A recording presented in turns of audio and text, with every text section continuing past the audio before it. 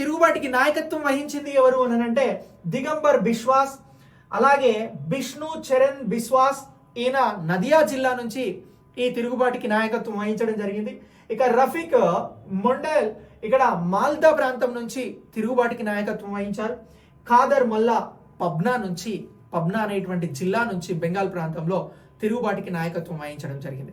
ఇలా వివిధ జిల్లాలలో ఎవరైతే ఈ ఇండిగో తిరుగుబాటులో పాల్గొనేటువంటి నాయకులు, రైతులు ఉన్నారో వీరంతా నీలిమందు పంటలను వేసి నష్టపోయినటువంటి రైతులు.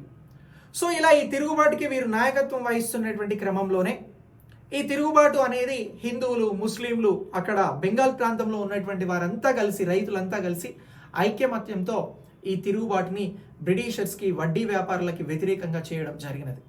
సో ఇలా చేసినటువంటి ఈ తిరుగుబాటుని బేస్ చేసుకొని 1860లో బ్రిటిష్ ప్రభుత్వం ఒక కమిటీని ఫామ్ చేసి ఈ ఇండిగో రివాల్ట్ని తగ్గించేందుకు, ఈ తిరుగుబాటుని అణిచివేసేందుకు, దీన్ని తగ్గించేందుకు కోసం ప్రయత్నాలను చేశారు.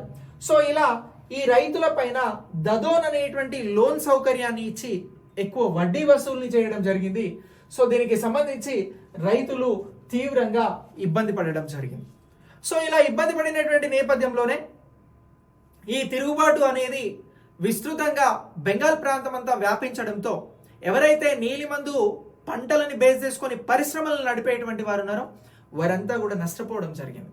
అయితే ఇక్కడ అల్టిమేట్గా రైతులు తీవ్రమైనటువంటి ఇబ్బందులు పడ్డారు ఈ నీలిమందు పంటలకి సంబంధించి అని చెప్పేసి ఎవరు అనంటే ఇగో ఈ దీనబంధు మిత్రా గారు ఒక నాటకంని రచించడం జరిగింది.